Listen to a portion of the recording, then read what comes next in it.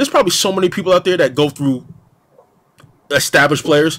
They go, all right, we're gonna sign this guy we don't know about him. We're gonna ask fucking F Champ his opinion, and F Champ, you give a motherfucker like that all this power to be like, I don't like that kid, and then now you're blackballed. Now you're not on a team, which is what happened. It was exactly what happened to Wolfcone. It was just like he was fine. He should be on the team. Or someone like Wolfcone should be somewhere. She's got a fake boyfriend. He lives in LA. Says she met him online. I mean, what else can I say? Said he'll visit next May. But that's hard to believe, cause he works at a cafe, and playing tickets ain't free. Says he's in school. He's doing big things. He'll be the best welder this world's ever seen. God, I sound like an asshole. I don't mean to be mean. It's just when we talked, you had bigger dreams. I know, I drag my feet and did you wrong. No one on this earth deserves to wait upon my love this long. I never told you sorry, so I gotta put it in the song. I wish Discord had like a built-in recorder, dude. We don't have that already. Who knows? I don't even use it. Like, what's Discord actually for? Is it just for like gaming? Is it designed for because you see, we come from the fighting game, so we don't really need it. But I mean, but any of those the real esports, you know? Oh yeah, not degenerates. Okay. Yeah. The team games and all that shit where you need to communicate with no latency. That's where Discord like really started its thing. Fucking communicate. Communicate is a generous word. You ever hear those motherfuckers talk to each other? Like, all we hear is like a bunch of like letters and call outs. It's just not. It's not even English anymore. Fucking Discord. Yeah. That's for that. I barely watched that shit. I don't even know where that shit came. Like, I don't know, man. I don't know about like real. The only reason I know esports exists because it happened for fighting games. You know what I mean? Like, oh damn. Otherwise, I would have never. I was never about StarCraft. I was never about League. I still have never played League. Even if it's free, and they still can't get me to play that shit, and it's free. That's fucking crazy. I think that's why. Yeah, I think that's why people like FGC, because you can just show up. Like when I used to watch Halo 2 back in the day, I was like, yo, dude, how do you? It's like MOG was like trying to get into Harvard. It was like, all right, where do I go? What do I do? And people just kind of showed up. You kind of heard about the same names, ogres, fucking T squared, all that shit, and you never heard about new names. And I was just like, how do you? It was difficult. You had to know a guy, I guess. I don't know, but for sure, FGC is a little different. You can just show up, so it should be bigger than what it is, but it isn't because why do you think that is? Fighting games suck. They just suck. I mean, it's fun to us. We play that shit, but fighting games are a very urban fucking game. It is. It's urban. I think people don't understand that shit, yo. like. Now because of the internet, more people play that shit, yo. But if you go back to the 90s and early 2000s, it was New York and Cali. Yeah, it was just, and it was the hip hop culture, dude. Like I question if I really like hip hop because I grew up in the Bronx, New York. So I question, do I really like I'm sorry, hip hop? Do I really like Street Fighter, or do I like Street Fighter because I was born in New York, same way I like basketball, quote unquote, you know? Yeah, right. I had no choice. You don't know if you could be a professional croquet player, or horseback rider. It's just it wasn't available. So it's like the only thing you could do is go down to the bodega and get your ass kicked. You know. Exactly. So it's like you play League of Legends. Everyone's like some white kid that had a computer all his life. Yeah. You know, and he's just like, I guess I'll play some League of Legends and I'll download it on my new computer that cost me $2,000. I built it myself.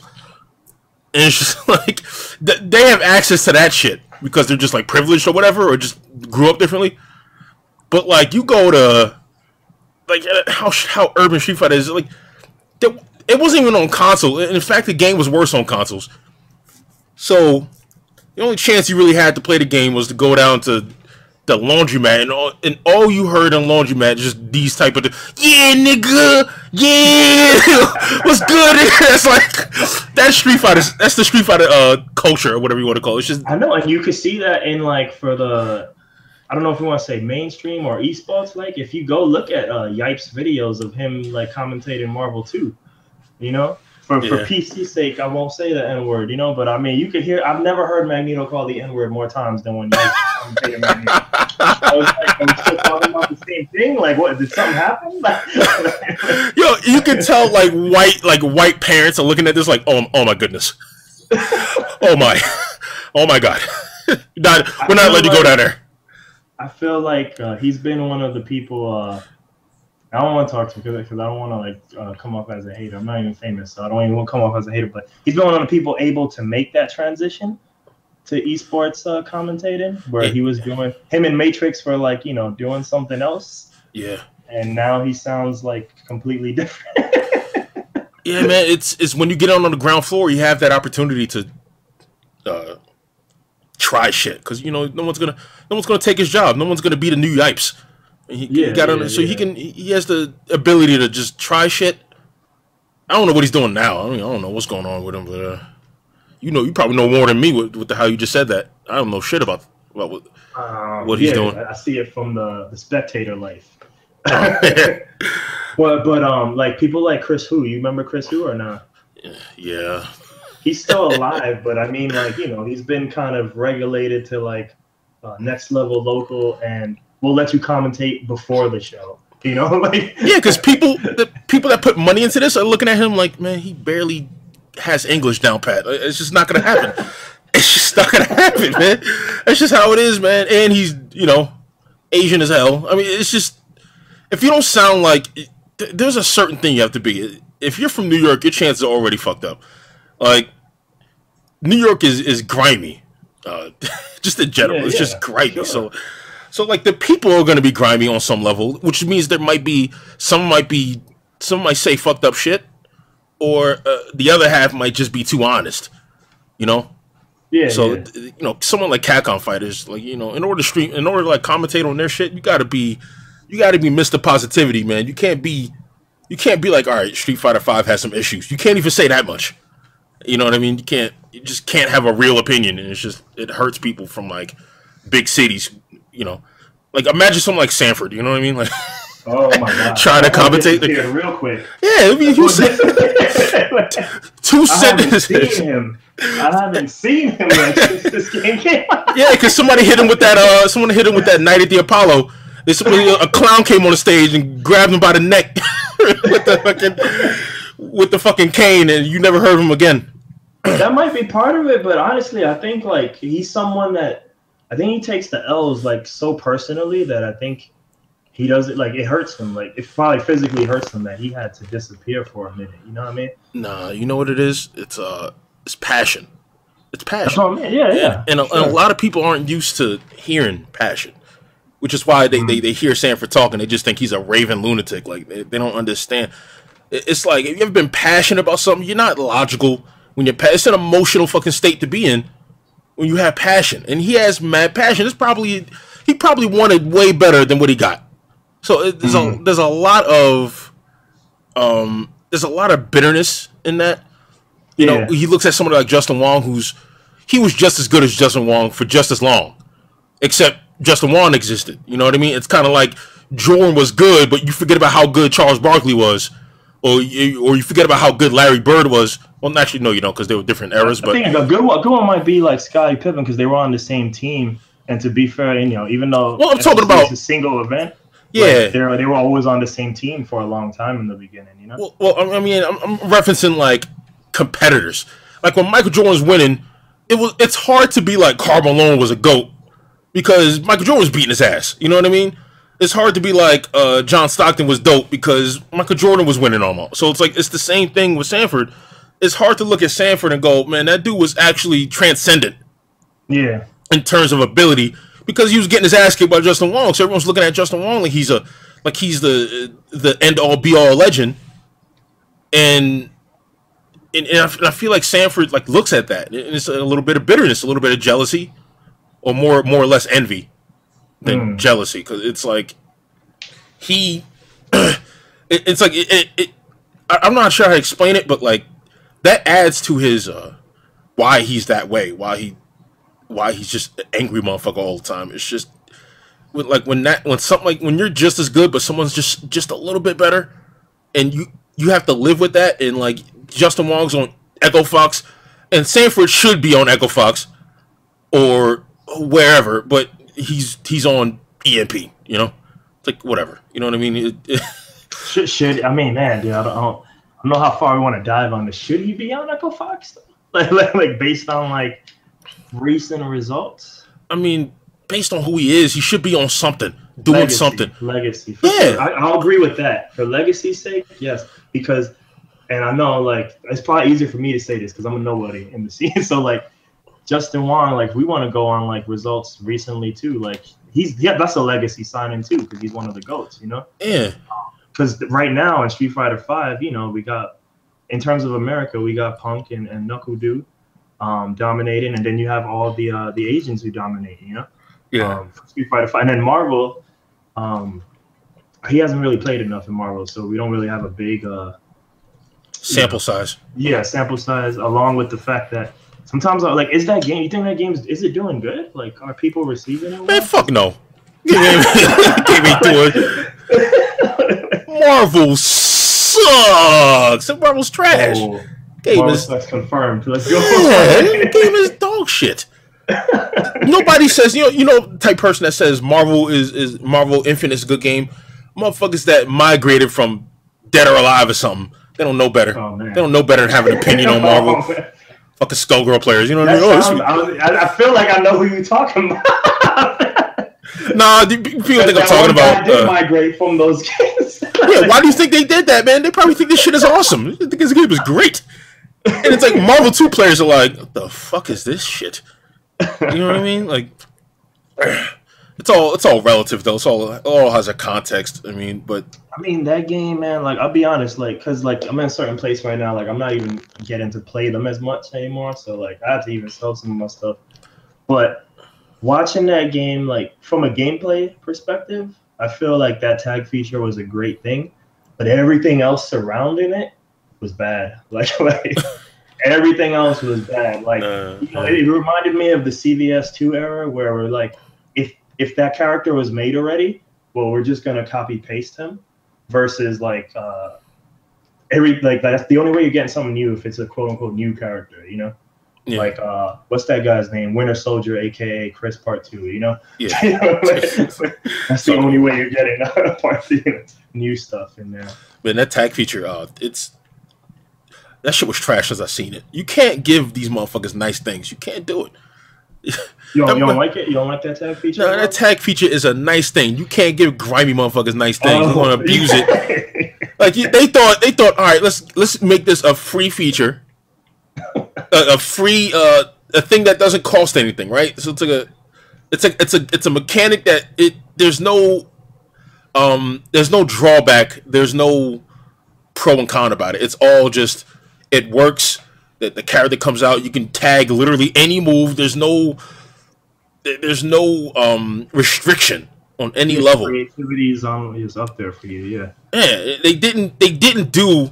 I figured that's a theme of these new fighting games where it's like they just hate. Some motherfucker at Capcom hates defense. Like they hate it. They don't. It's so. I'm taking it personal because I'm a defensive player. And I'm like, how come all these mechanics just don't cater to defense? They don't even try. It's like having a free tag feature only benefits the guy who's a button monkey. You know what I mean? Like I'm gonna do. Isn't that society though? I mean, like you look. Yeah, it is. Look at football. What's happening and all those things. Like, it's a bunch of punk asses that don't want to fucking play. Don't like defense. You ever heard? It's not like they just came out of nowhere. These motherfuckers that didn't like defense have always been in the game. They've always been like, you ever hear the classic stories? Like, I'm sure half of them are made up now, but about, you know, back in my day, you throw somebody 2 times, that's a fight. That's a fist fight. Oh, it's a real fight. Yeah, yeah. Yeah, those dudes grew up and they started fucking.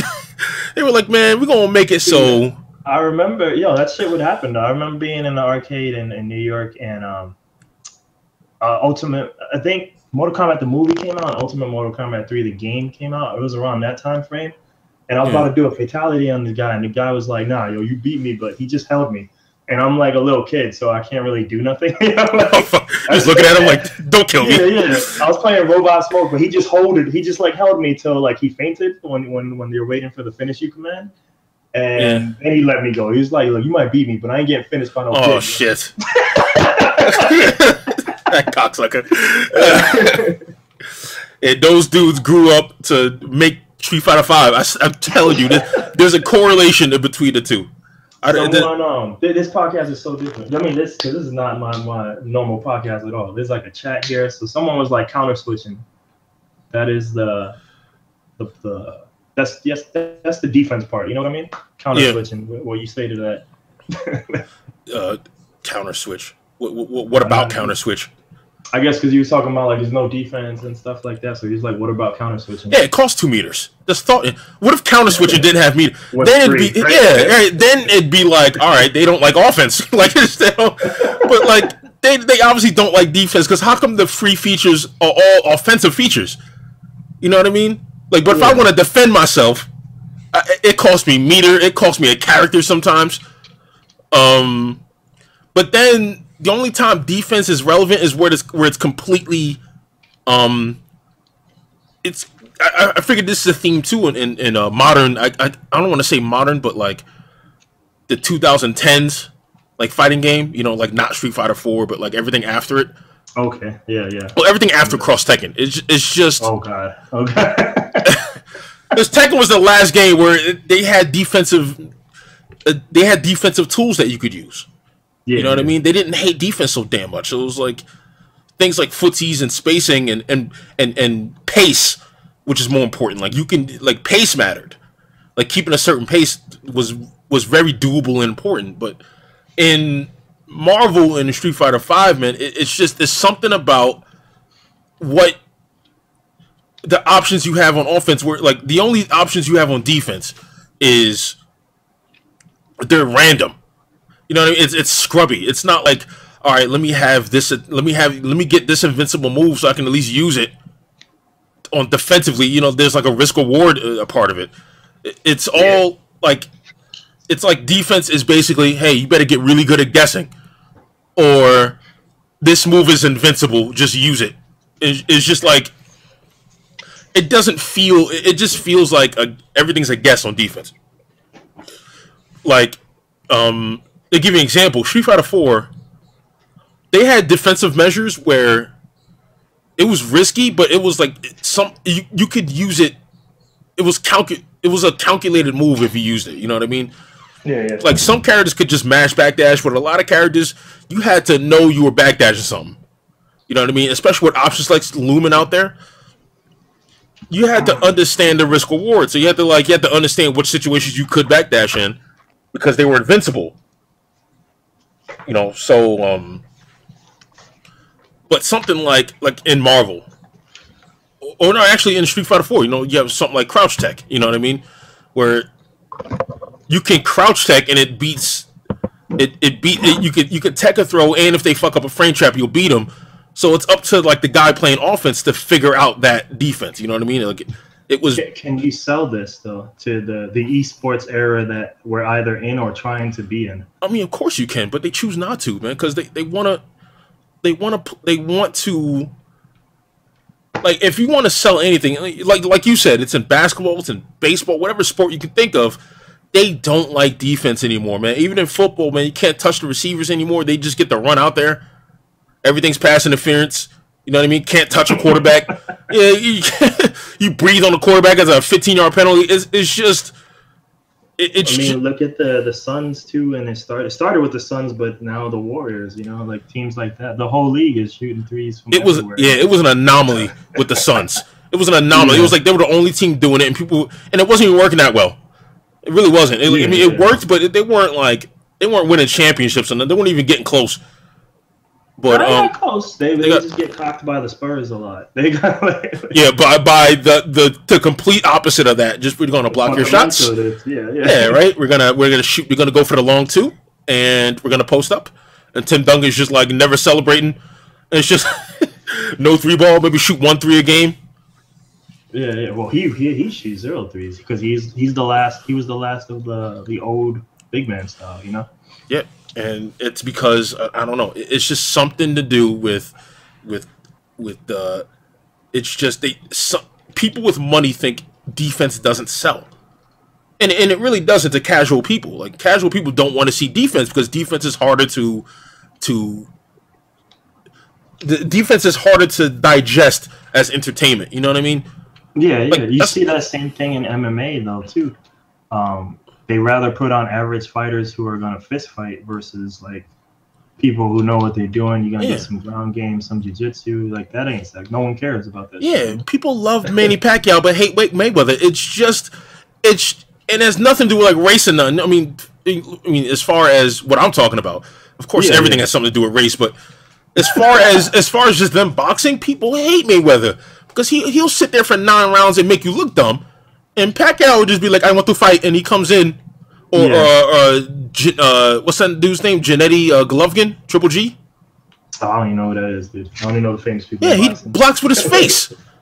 He blocks with his face. I used to say that was Nogueira's tech. I don't know if you know the Nogueira brothers from MMA. Nah. They were just like that. They would just block with their face to get you on the floor.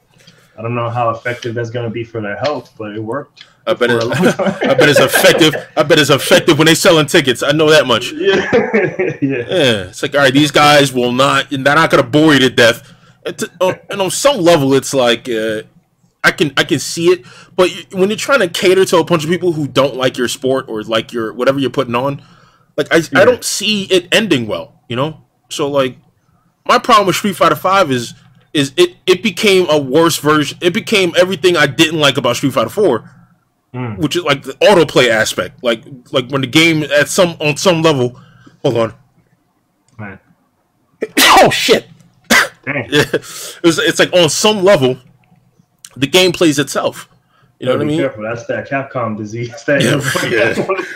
Right. There must be somebody must be talking about Bison there. Some trash talk. Some trash talk going on there in Florida. Somebody said my name. Damn, that nigga suck. It's like. What? What was that? Yeah. Somebody talking trash about Bison. Hold on, I gotta run a first to 5. I'm sneezing all over the place. But it's something about it. It's just it. I can tell what Capcom's thinking. There's a jerk off at Capcom sitting somewhere like, oh man, there's all these scrubs on NeoGAF or wherever. They complaining. One of the forum Reddit or something. It's like these guys are complaining. Because motherfuckers that don't know what they talking about always be the loudest voice, right? Especially with Twitter. Like fans of Street Fighter. That's why I have a podcast. Right? But it's like the people that don't have a clue what they talking about always have the most shit to say, right? So the guys that they just had like a very shallow thought about the game, and then they just started bitching. Some people even tag Capcom on Twitter. Yeah. They'd be like, they'll get beat by like a silver, and they'll be like, man, this game sucks, man. You know why it sucks? Because I can't do combos. It's like they don't even think about what they're saying. But Capcom, there's a lot of that. There's a lot of people complaining in that way. But Capcom will listen to those guys because they're the majority. They're the casual fan who they don't really think about Street Fighter for what it is. They don't know what footsies are.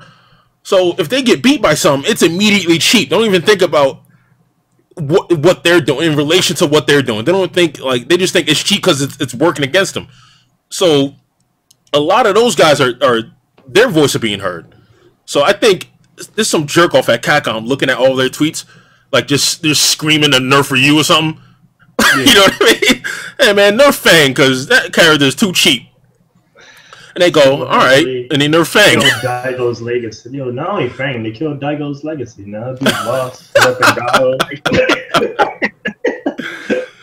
it's over when freaking Menardi's teabagging the motherfucker. Like, it's over. It's over for us old dudes that like Fireball game and we like the beauty of like people that actually like Street Fighter. They're moving towards the Menardi aspect where it's just they want to see motherfuckers just do shit. They just want to see. They don't want to see defense. They want to see a motherfucker to get broken down on that level and lose in 80 seconds. They want to see people lose in 10 seconds, 12 seconds, 20 seconds. Like they want to see offense. And so I think people like Capcom are just looking at that like, all right, you know what? Let's nerf all this. Let's nerf all the characters that are like kind of solid. You know, like Fang is solid. Alex is solid. He's a solid grappler, which is why people think he sucks. They're nerfing everything solid. It's like, all right. Karen is still good, but they nerfed a few things on her. She's just that phenomenal of a character that, you know, she can get away with it. But like, and I guess they buff Cammy, you know, because, you know, it's Cammy. Yeah. You know, you gotta jerk off to something. You know what I mean? Like, you can't just have her be irrelevant. No one's gonna pick her. You know, same thing with Chun-Li. Yeah. But like, we need her every year for DLC costumes, dude. Then he buffed the dog shit out of like Balrog, Laura, like Urian. It's just like, oh my goodness.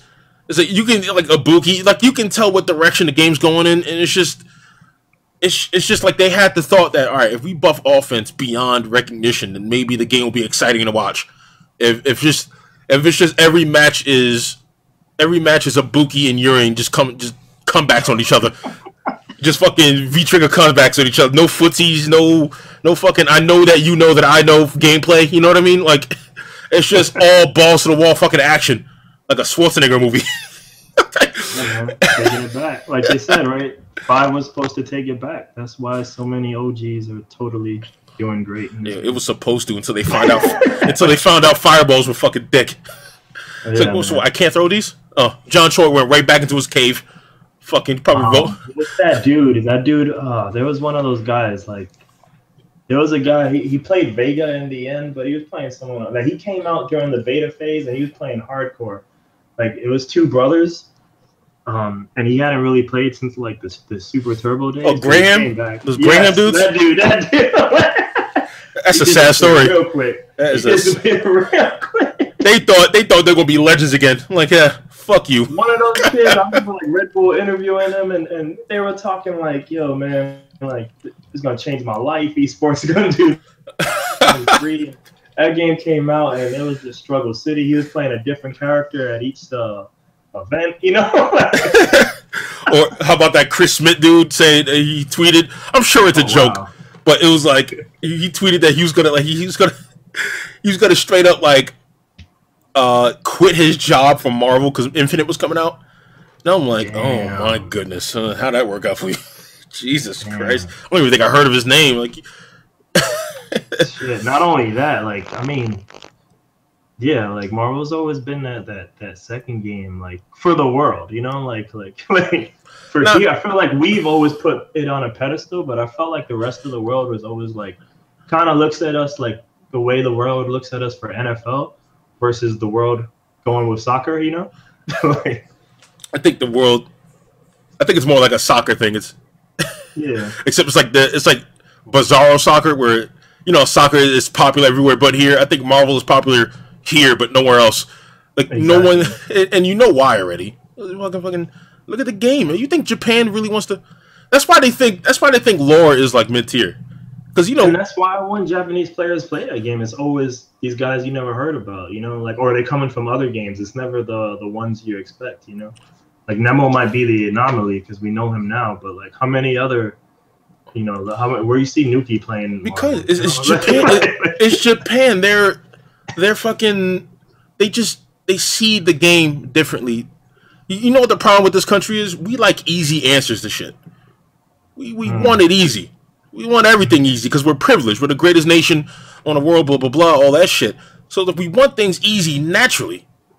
So it's like, if that's why people over here be jerking off about tier lists. They be like, as soon as a game drop, like the next day, here's my tier list from that Meta Cafe website, right? Here's my tier list from top tier and easy to play. It's like, why do you care? You're still gonna get bent over by a Fang player if you don't know what you're doing. It's just, but we want it easy. You know what I mean? Even if somebody wins with a character, like when F-Champ got like top 3 at like some kind of tournament this year. I forgot which one it was, but like he only lost to like Itabashi. So it was like he got like top 2, and then he only lost to the Zangief player. And like people were immediately like, man, you know what? I think Dawson's top 5. And I'm like, yo, word? No, stupid. It's like, he's not top 5. You just don't even know how to. You don't even know how to have an opinion about something unless like it's because it's easier to just be like, all right, the character's good, instead of being like F Champ is good, and then trying to dissect why he's good. I bet you Japan, I bet they didn't budge. Like their tier list didn't budge. As soon as like Dawson won, they were just like, yeah, he's still trash. It's the same way here, man. It'd be like, all right, Laura is top tier because like Ainon will stand a mini kick you to death and shit, and Mike and Ike will fucking whiff low forward and do heavy kick afterward, like and command grab you to death. Over here, he's top tier because that shit is easy, man. And anybody that tells you that shit is not easy, they're probably lower players, ironically. But that shit is easy, man. Just doing that stuff, it's not compared to like doing like El Fuerte mix up. It's not that for the reward. It's not on the same level, man. You know what I mean? So it's like Japan. I bet they look at that character like, man, you know what? This is not the character plays for me. I want to actually play the game. That's why there's a lot of Ryus over there. There's a lot of like Cammy's over there. You know what I mean? Cammy's easy, but at the very least, she has options where you can play footsies. You can decide that you can do different things. That's probably why they play her. But they're not going to play Balrog. He does have to work for you, or Laura, because he does have to work for you. It's only Urien. Only the Marvel player in Japan plays Urien. You know. The Marvel and the Guilty Gear player and the Marvel player play Urien. You know what I mean? I was about to say, like, man, how we call Nemo the Marvel player? Like, it's fucked up. That's fine. Yeah. We can't call him the Guilty Gear player no more. He won't play that. No, I'm talking about. I'm referencing the Dogura. Oh, okay. Oh, shit, you're right. Yo, I feel like he's slowly converted, yo. He's slowly converted. Yeah, he plays Street Fighter now. There's some money in these games. Let me stay here. Like, it used to be like a little gimmick. Like he would play like Bison here and there and stuff back in the old days. But now I feel like I almost want to call Dogura like, yeah, he's probably more of this now than he is anime. I never see him body in anime unless he's in America because he's taking advantage of Macho.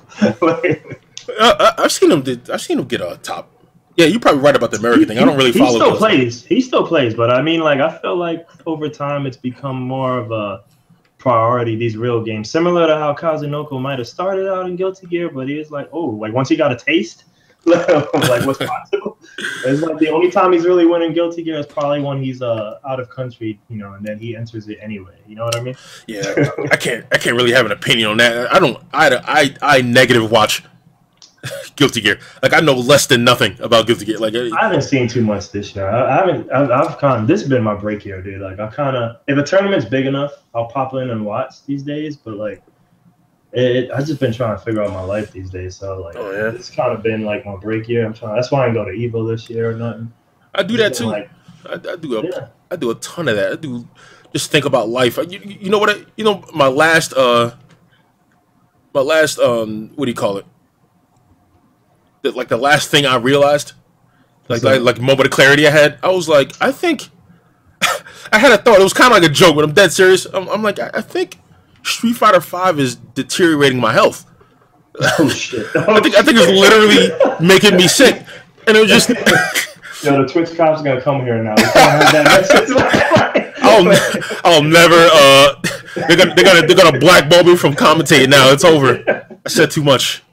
But there's something about, because I'm real passionate about Street Fighter, right? So like my driving thing with Street Fighter, with a lot of players, it's all right. Well, how much money can I win? Or it's the fame aspect of it, like, oh, let me get top 8, let me play on stream, let me show off these combos, get some Twitter followers, see what happens. And, you try to get on a sponsored team, trying to become pro in like the most backdoor way possible, just having one good tournament and then and then kind of just hoping. Like, yeah. Instead of being like a consistent fucking person in the scene or something. So like, I feel like what's happening to me is that because of the game right now, it really lacks any creativity. Like you can't really express yourself. Yo, I say that all the time. I've never been more bored in my life watching Sako play than this game. Yeah, it's sad, isn't it? It's like there's no Sako combo anymore. Now there is no Sako combo. My god! Now it's you see Sako do a combo. Now you're like, man, I played a platinum that did that shit last night. Man, it was like, I played Skittle Dick 85 in a battle lounge. He did that. Dang, y'all wish that was a top player. Like Punk is nice, but I wish Skittle Dick was like the guy. Like imagine that. Could be. Skittle Dick, you have to sponsor Skittle Dick. You know, like Red Bull Skittle Dick.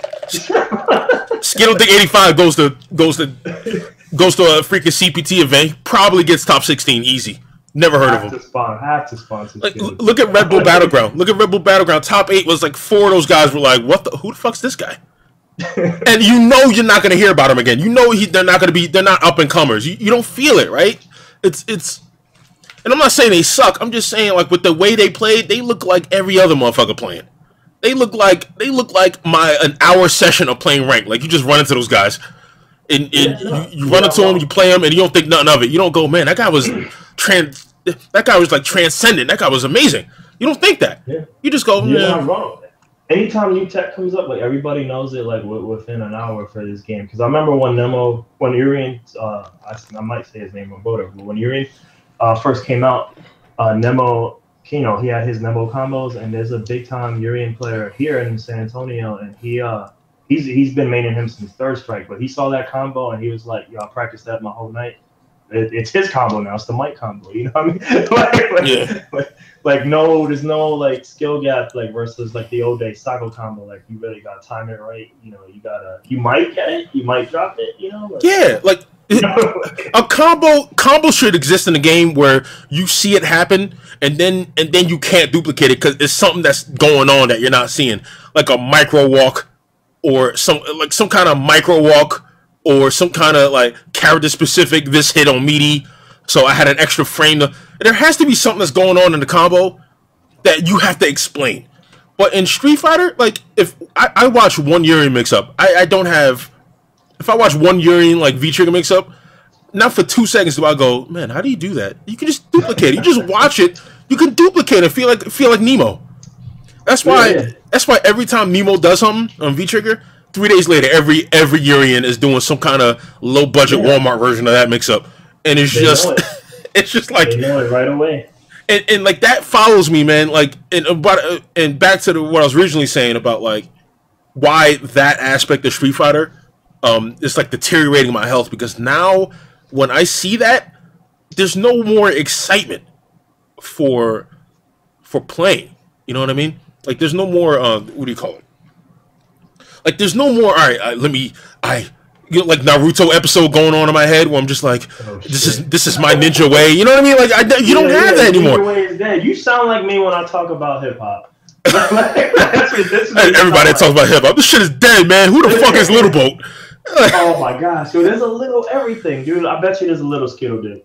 It has to be. Right now. Little Skittle Dick, probably a Super Gold, a Buki player that swears he's good. Swears he's good. And he has an auto-tune track, just top 10 billboard. and he's on SoundCloud. Twitter with 200 followers. Motherfucker. So I'm going to get to the part where it actually fucks up my health.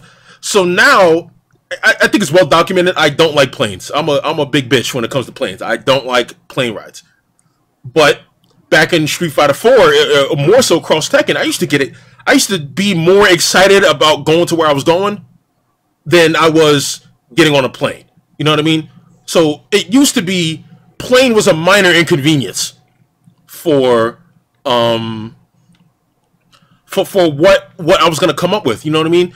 Like, all right, I'm a relative nobody. It's 2012. I'm gonna get on. Well, it's 2013. I'm gonna get on this plane, and but the payoff is when I land, I'm gonna be rubbing shoulders with all these other guys who are actually good players and not just Street Fighter 5 players. I mean, like the fucking Justin Wong, you in the same room with Taquito and shit, and like you get to express your Street Fighter. You know what I mean? Your ninja way, so to speak. Yeah, So it's like that was the excitement. So when I'm gonna get on a plane, that would be what would be in my heart and in my head. You know what I mean? Like, so I could kind of just ignore being on a plane. I could just be like, oh, this shit sucks, whatever.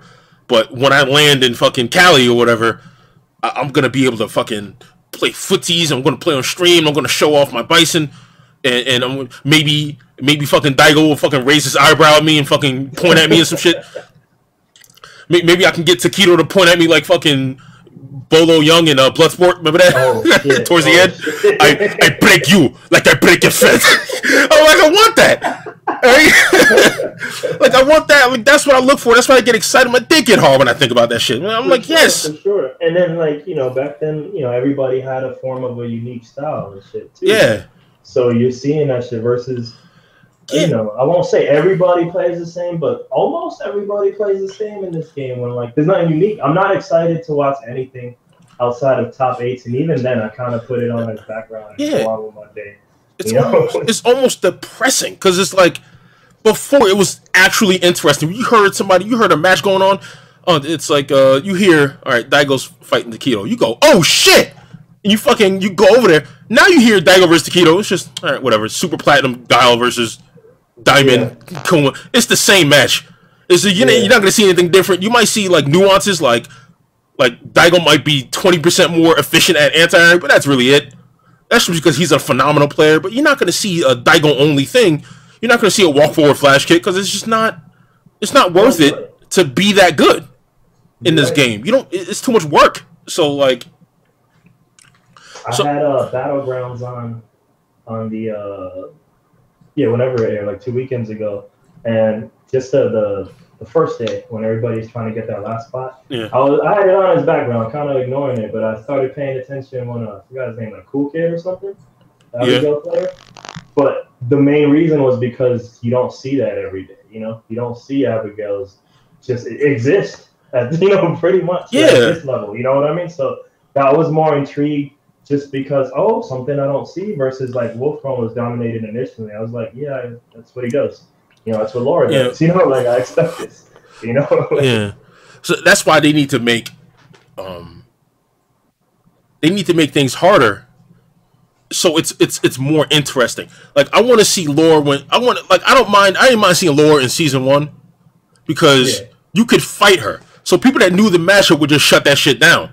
So it's like when you saw a good Laura, Iodine was more special in season 1 than it was in season 2. I don't care how good people think he is, but it's like in season 1 the character sucked so much. Seeing him do mix-ups was like, oh shit, I never even seen a Laura try to do that shit. That's because it was necessary. The character sucked. Well, she didn't suck, but she was. It wasn't easy back then. Like if she did a fireball on and if she did like EX fireball on block, you could V-reversal it. You could V-reversal the EX fireball easy. You could do it super late. But now it's like that has less block stun on it or something, or it's more positive or more something, or it's quicker. They fucked up the recovery on it, so now. It's like if you V-reversal too late, she can actually command grab you and punish you for it. So it's like, so now everybody looks amazing on offense because it's harder to play against her. So it's like, of course now you look at what's this guy? You look at Cool Kid like, oh my god, that's finally it's like a shot in the arm, right? It's like you don't see Abigail. But I think because Abigail's he's not as accessible. But I bet you as soon as they make whatever he does, whatever he's good at doing, as soon as they make that easier, you know what I mean? As soon as they make what... Someone posted in the chat right now, Abigail's all on ranked now. Yeah, it's already happened. It's already starting. Yeah, it's already starting to happen. But as soon as they buff something, because I know Capcom's irresponsible, they're gonna buff that character, thinking he's low tier because they listening to scrubs talk about the Street Fighter rather than like well-rounded people, with both parents in the home, whatever. I don't know, just well-rounded, like responsible people who have opinions about Street Fighter and not just motherfuckers who think everything sucks. Like they're almost chaotic in their opinion. They're gonna be like they're gonna hear some Super Gold complain about Abigail and then like, well, not complain about Abigail, but say he sucks. Because they play Abigail and they can't figure it out, and they're gonna nerf him, they're gonna buff him, and they're gonna make whatever he's good at, whatever you was impressed with Cool Kid doing something, like they're probably gonna make that easier. You know what I mean? Like it was impressive when he was playing against Wolfcrone, and every time Wolfcrone did fireball, he punched the shit out of her in the fucking face. Hilarious. That was hilarious. Yeah, it was like you see that and you go, man, this motherfucker knows the matchup. That's cool. But now they're probably gonna buff the hitbox on that, so it just beats it clean now instead of like trading, and you don't have to, you can have any kind of sloppy timing on it. They're gonna do something to the move where it's easier, so more people can just be like, all right, you know, Abigail's like the official counter to like lore, and everybody's gonna have an Abigail because it's easier, and it's gonna be less special. Now, when you see an Abigail, someone playing Abigail, you're not gonna give a shit anymore. You know what I mean? That fucks me up, man, in a game. Which is, oh, no, keep going. I mean, that's what fucks me up about the game in general. Is that they make it things too easy, and now it's so homogenized, I guess the word is. Yeah. Like everything's so uniform now. It's just it's sad. Like now, like back when I was getting to what I was saying before. Like now, when I get on a plane, it's now the anxiety is kicking my ass because now I'm just on a plane. Now I'm just like, all right, I'm going to a tournament I barely even want to go to anymore because I can't. What am I going to express? What am I going to show the world, Bison? Besides like the little tech I have, like, you know, the tech videos, like, you know, like the pop fly, like all my tech I named after sports things. So like I have a tech called like the pop fly, the you know, blitzing, bunting, 2-point conversion, where like I drop a combo for a mix up and, you know, to get extra fucking damage.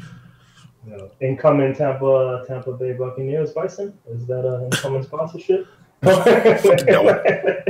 Fuck the Bucks. Fuck out of here. So why don't you save us, save the people, save Capcom, save Street Fighter? Why don't you apply for Combo Fiend's job? You're right. I would do a great job. Because I'm fair. I wouldn't just nerf lore into the ground. In fact, I wouldn't nerf. Like, I know Laura is like the one character that people know I don't fucking like. I'm proud of not liking her. I'm like, Laura, please get mad or you salty. Damn right I'm salty. What the fuck you think I was? They be trying to catch you. They trying to make a hypocrite out of you. Like, well, you Bison's just as busted. Like, yeah, I know. We're not talking about Bison. We're talking about Laura. I'll get to Bison after I fucking nerf the shit out of Laura. You know what I would change about her? I wouldn't even like give her worse shit just across the board. I would just make her shit more reactable. I'll put more hit stun, more block stun on her standing medium kick. So if you block it, you can actually see that you're blocking it. So people so motherfuckers don't get away with just pressing that shit 8 or 9 times. You know what I mean? I would just make things fair. Like I wouldn't nerf Birdie either on any level, really. We know what I would change? I would change the fact that his EX moves, the fact that it's like -5, but you still can't, like, not only can't you punish it, you can't even retaliate. Because if you press a button, he'll just press standing medium kick and whip punish whatever the fuck you thought he was going to do. Right? So it's like, I would make that negative, like, fix the hitbox, do something with the move. You don't have to make it -80 or nothing, but just make it so I can at least retaliate. You know what I mean? So I can at least take my turn. Like, I feel like I block that move, I'd just be sitting there like, I gotta block another one, don't I? Because I can't press a button. It's -5, but why is it -5? It might as well be +5. At least I know I can't press a button, and I feel more justified when I view reversal it. How stupid I feel view reversal that move. It's like it's -5. Oh, right? Get mad. Yeah, so how are we gonna get you to apply to that job, dude? You gotta do it. Apply to that job. I would, and Lord would be the first bitch to get it. I'm serious. It's out there. I mean, I don't know if they're still taking applications. I'm not community manager. I'm not community manager guy. I'm not that guy. I'm not that guy. I'll tell people to go fuck themselves immediately. Just go fuck yourself, dude. Like, I'm like Donald. Maybe that's what we need. Maybe it's Batman. When it's not the one people want. Maybe it's the one people need. Yeah, I'm like Donald Trump, except I'm black, so people don't like me and I can't be president. So like, the only difference is I'm black. It might be acceptable. Maybe that personality might be acceptable for Street Fighter. It isn't. Maybe not for the country. It isn't. Somebody called me freaking Javits on Twitter the other day. He called me top 5 toxic. God damn. I'm like, all right, we're in the same community as people who literally fuck up tournaments, who in turn fuck with the TO's money. By the way, they'll fuck up whole tournaments, fucking with some chick. They'll rig brackets. They'll split pots and play their secondaries and grand finals. These guys they'll do the Marn thing, like literally steal money from players and have them in a house and just leave and go to Vietnam. Like, fuck it. Like or you can go with the tired ass Noah Brown punches women, but I think she she deserved it because I was there. I know what happened. Oh man, I know what happened. She deserved some kind of fucking. She deserved some kind of physicality because her ass was being trifling. She was trifling. The girl that he allegedly punched in the face, which didn't happen, but was whatever. But like, let me actually, are you sponsored right now in this moment or no? No, fuck no, I'm not. This is why, because you keep talking like that. Yeah, if I was sponsored, exactly, right.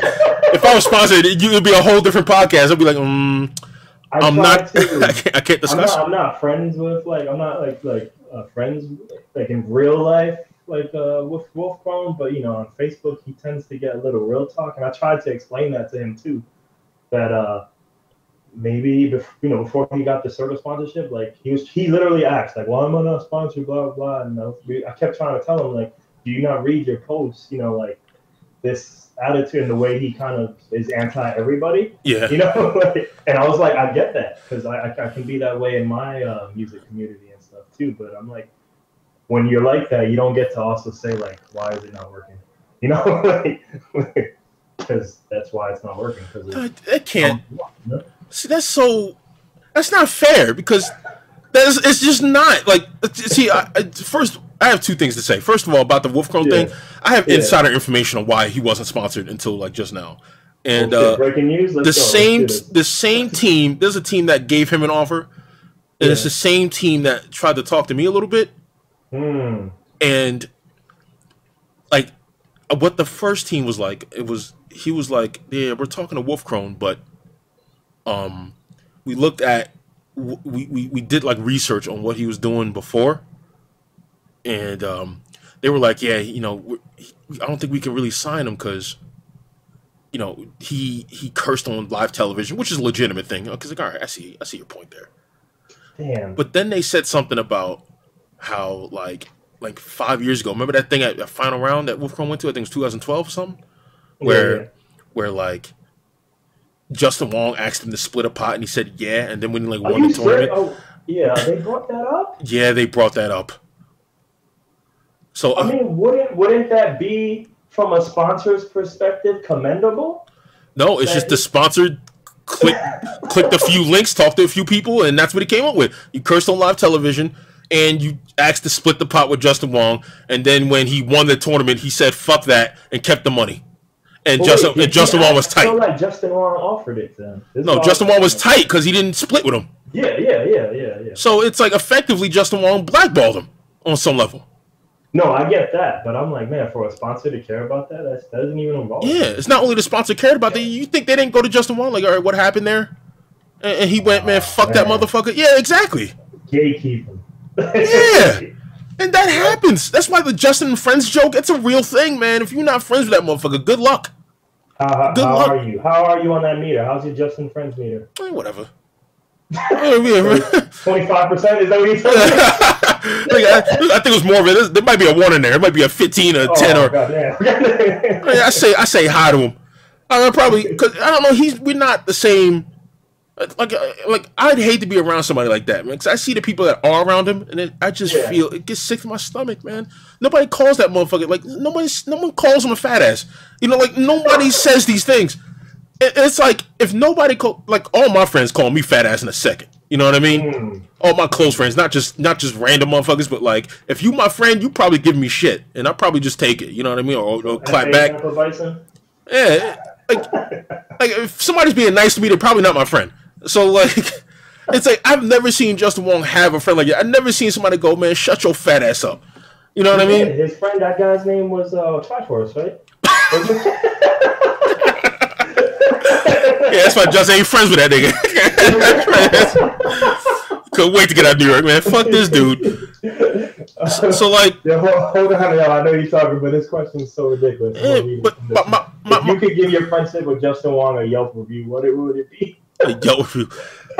That's what I'm trying to get to. It's when I see him have friends, I don't see friendship. I see motherfuckers all right, it's a business move. All right, we're gonna be friends with this motherfucker. All right, maybe he can put in a word when fucking some of these organizations come at me and they think Justin Wong's word is the only word that fucking matters. It does help for you to be a friend with a motherfucker like that. You know what I mean? But it's like, that's all I see, man, and that's what I mean by the, not calling him a fat fuck. Not to just be mean for no reason, but I don't see motherfuckers just being his friend and not being afraid of something. I see fear when I see him being friends with somebody. I see fear. I see like, all right, I gotta like this motherfucker. You know what I mean? It's like, it's the same way dudes be treating girls when they're trying to get some pussy. Yeah. It's like, I know that. That's my story. Like, yeah, it's like you want to call her. It's like half the time with girl talk, you want to be like, you're not funny. But don't you just laugh anyway? Then, that was funny. Yeah. It's not funny at all. every girl I'm real with, they good friends, but that's it. Yeah. It's just like you're not being real because you're scared of not getting something you don't even have yet. Like, I'll be friends with Justin Wong. I'll be afraid of not getting a sponsor deal because eventually these motherfuckers going to go to Justin Wong like, what do you feel about Tampa Bison? And then Justin's going to go, I don't know, man. I get bad vibes from him, and then I'm blackballed. Simple as that. And that's what happened to Wolfcrone. Thank God, Circa. I was happy for him. I was like, good shit, man, because a lot of us brothers ain't getting picked up. You know what I mean by brothers. Yeah. A lot of us brothers ain't getting picked up. And that's how you get all those Cali players who I'm like, yo, what?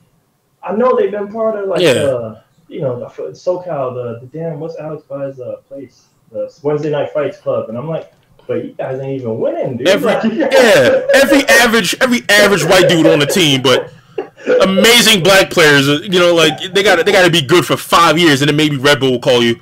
All you gotta do is win an Evo, and then 4 years later, Red Bull will consider. It's like, yeah, but you can be like Alex Myers, have one good tournament, and then like fucking Temple Storm hits you. Like it's crazy how that happens, how quickly it happens. You know what I mean? Sad too. Street Fighter racism. When we started the show talking about like how this was minority-driven game. It is, and you would think it would be more friendly towards us, but it isn't. It's at best it's like less than fair. It's like a little bit less than fair. You know what I mean? Like Wolfcrone, they looking at Wolfcrone like he's a liability, and it's like, dude, he got fourth on a national television. He has 12,000 followers, and you fucking bringing up some shit that happened 5 years ago? Because Justin Wong doesn't like him? Really? That's really what you bring up when signing? Like, I bet that shit don't ever come up with other people. You know what I mean? Especially if you're friends with Justin Wong. I bet every time somebody signed Martin, I bet nobody asks, hey, so you got a girl fired in Vietnam? Huh? No, I'm saying that's hilarious that he signed. Yeah. Crazy. Earlier this year, I was like, what? People knew who Smug was for about 5 years. Just got sponsored this year. Why did it take so long? That's crazy. Why did it take so long? I mean, it's not like he just blew up this year. Not at all. But it's like, why did it take so long? Just for him to get signed by the same team who signed Martin. So it almost feels illegitimate. Like, all right, he's on the team with Martin and Mena RD. You know, Mena RD is like I need somebody from this country pick. You know what I mean? Just like Choo Choo was a year ago. It's just something about it. I don't like it, dude. I don't like it. I think so. Like hearing that for people like you, and I guess Wolfcrone's signed now, but like the only other way I could think to counter that, like, is you guys gotta like build fan bases like on your own so that it forces the sponsors to have to come to you no matter how you act, That way you don't have to go through the J1 channels, Because like someone here, I think posted like, hey, I didn't know you had a podcast. And yeah, this is my podcast. Sorry to disappoint you. So if you go to another episode, you won't be as entertained as this one. But you need to have a podcast. You should have like stuff like that people can like enjoy your personality. You know what I mean? Yeah, and, I do. I do, but it's just that's exactly the problem because people want you to have a filter because that's what they're used to hearing. Just fuck that. Exactly. You don't got to tell me twice to not have a filter. I've been not had a filter. As soon as I learned how to curse, I'm like, yeah, I don't want this. What is filter? Filters are for fucking cars. Fucking air conditioning. You could build your fan base like being you, like they would have to come to you because you mentioned the 2 strikes you mentioned against Crone was the first one was cursing, and I've always wondered like how come, even though hip hop's been commercialized and mainstream, I've always wondered how come it's probably like the only thing that was able to become as dominant. It's the #1 music in America right now, but yet they're still able to say curse words, still able to say the N-word, still able to do everything.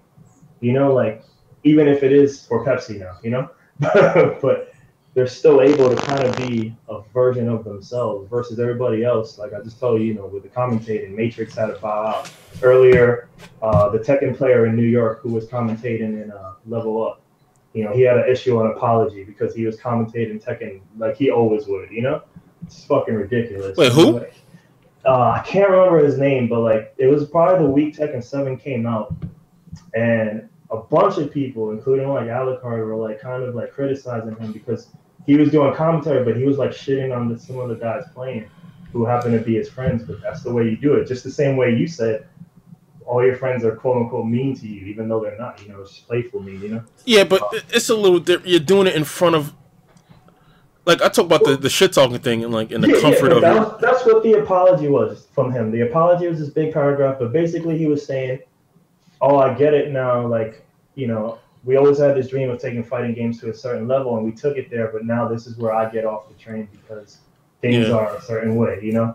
And he's like, "Well, I won't commentate at certain caliber of viewers, I guess, you know.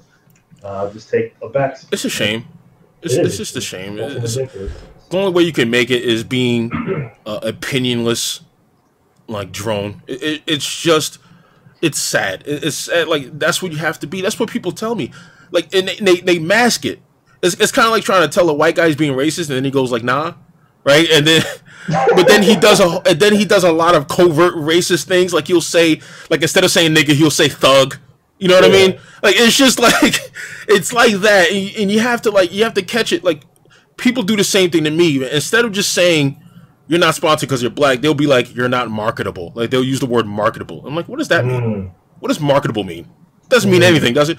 So if I curse, if I have any kind of attitude or charisma, it's not marketable. If I curse, it's not marketable. If I say that motherfucker suck, and it's the true emotion, he stinks. I'm not a commentator.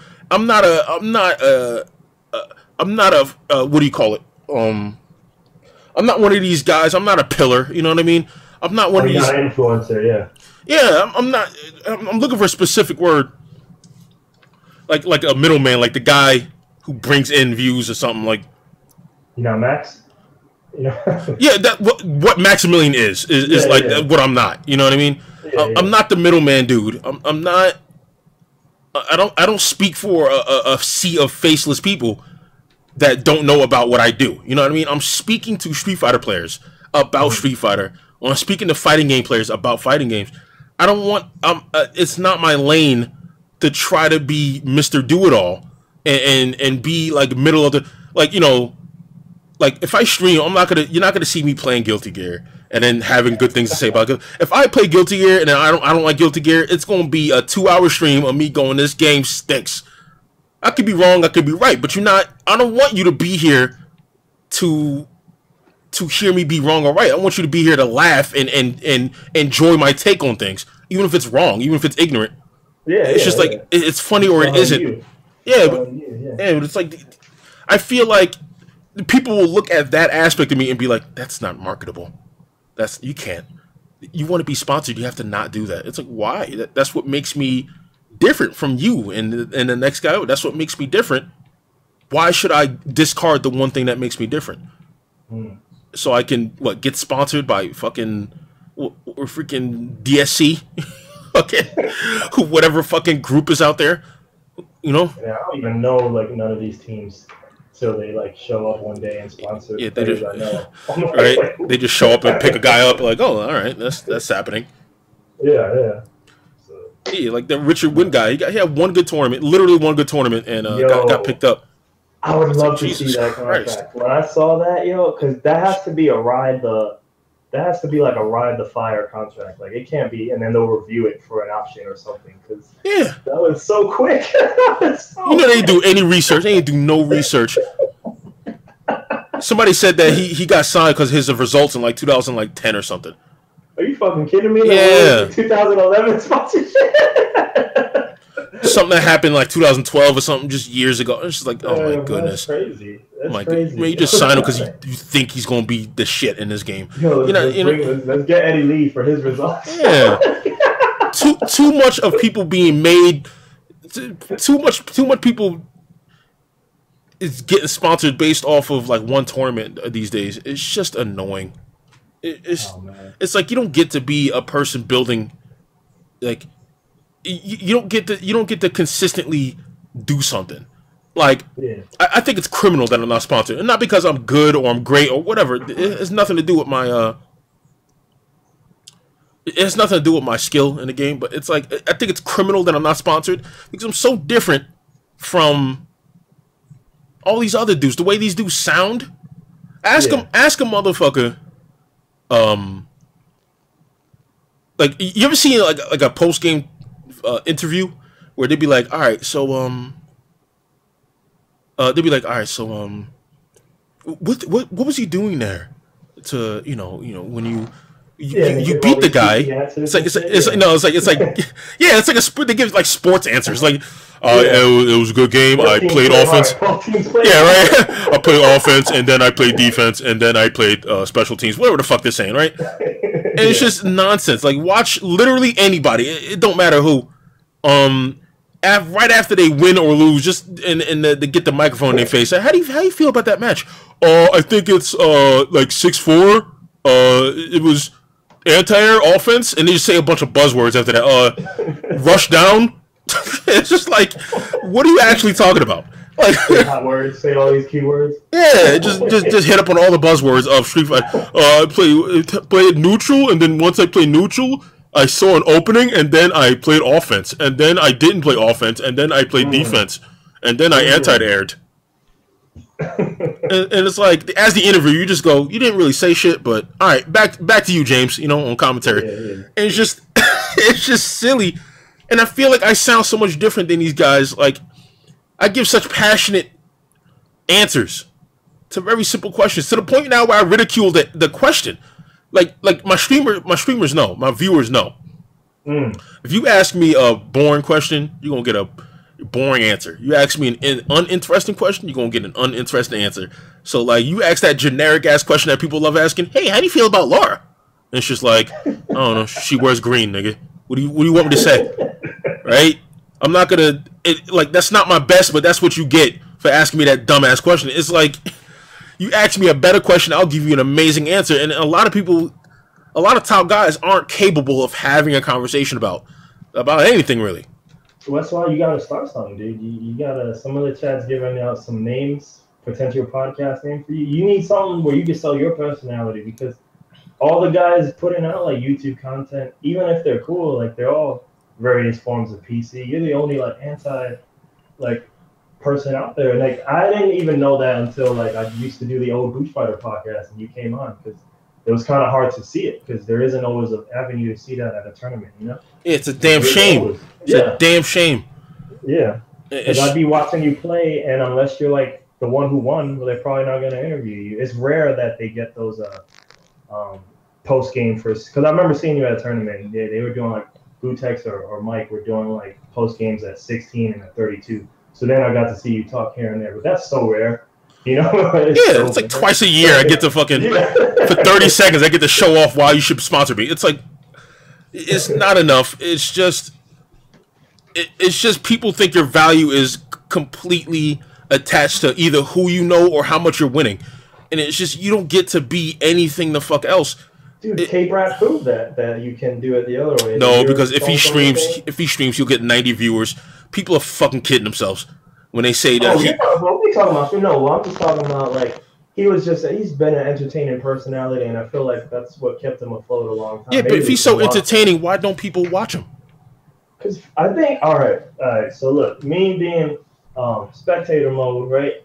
Yo, I hardly watch any fighting game streams, yo. Even yours, yo. I'll pop in like to support for a second, but I'm like, oh, he's playing Street Fighter 5. I can't watch this shit. Oh shit! Not even you. I'm like, I just can't watch this game. It's easily less than his channel is easily less than 100 views unless he's playing Street Fighter. The irony of it is that people don't like Street Fighter and they think they love K-Brad. Oh, he has a great personality, but if he's streaming not Street Fighter, he has like 60 views, maybe 30. But how often does he have the chance to do that? Like what, the occasional? I don't know. I mean, he's not putting in no work like that. Like he ain't really stream like a motherfucker. But we know who he is. He has like 40K Right now, Twitch is popping right with IRL. I don't know if you be checking that out, but I'm always looking for like trends and shit. IRL is killing it. K-Brad was out there every day on IRL stream. I'd like to think he'd have more than just Street Fighter plays because he's gonna say enough dumb shit. Yeah, his last in real life, he had 60 viewers, dude. I saw it. But no, you gotta be consistent to get the flow. You know what I mean? Yeah. If you just pop it in once every time, it won't be enough. You know? But that's the ultimate hypocrisy of the FGCs. They'll. It's just the word marketability. What does it mean? They'll be like, all right, K-Brad sponsored because he's a personality. But it's like, okay, that don't make sense to me because I think it's more or less he's friends with Justin Wong. But it'll be like he's sponsored because he's a personality and he's viral. The Stone Cold video, all this shit, right? And I go, all right, that has nothing to do with anything. But go ahead, keep thinking that. And then when he streams on Twitch, where it's literally his personality, just him talking, nobody's watching. No one's watching. It's just like, all right, he gets to be this guy until it's time for him to get a paycheck out of it. You know what I mean? Until it's time for him to benefit from it, then it's like 30 viewers, no one cares. It's just like, all right, so what is it? If it ain't like what is marketability in this scene? Is it being a white guy? Because Flo gets burned no matter how much he sucks. Let's be real. All right, so you'll put that. You got more of the K-Brad, but I think overall a lot of FGC streams suck. Like they're just really boring. I'm not even talking about their numbers and like results. I just mean they're just really boring. I mean, like obviously if you want to, I don't know if we count Max as FGC or not. He's clearly the most successful, but he's clearly the most different because watching people in training mode isn't exciting. Like when Sonic Fox does it or any FGC guys. Like when Marvel came out that week 1 and Wong and friends had the game early. I tuned in for a minute and then it was just training mode. I'm like, well, that shit's boring. If they're playing for real, there's no personality there, so like there's nothing sexy there, like from an entertainment standpoint. So if you're trying to learn tech, like what are you really there for? You know, like it's not as fun just watching these guys do this shit. Which is why I'm confused. I look at myself and I go, why am I still not sponsored, not even looked at? And it's just I'm trying to figure it out, dude. Like if somebody has more to say than just you're not marketable, you're not marketable, you know, like if I hear more than that, I'll be great. But that's all I really hear, just the buzzwords of you're not marketable or put yourself out there, quote. Like that's also a nothing statement. You know what I mean? You gotta put yourself out there. You gotta put in work. Yeah. And it's just like, oh my god. A lot of commentators do say that. Oh my. It means nothing. It's like somebody going up to you like, man, I don't got no money, and then you just go, man, get a job. All right, well, are you gonna tell me how to get a job, where to get a job? Just apply. And it's just like, all right, you're not helping. You're just being a bitch. You're not really giving me insight. You're just saying shit that you think you're supposed to say, and it's just.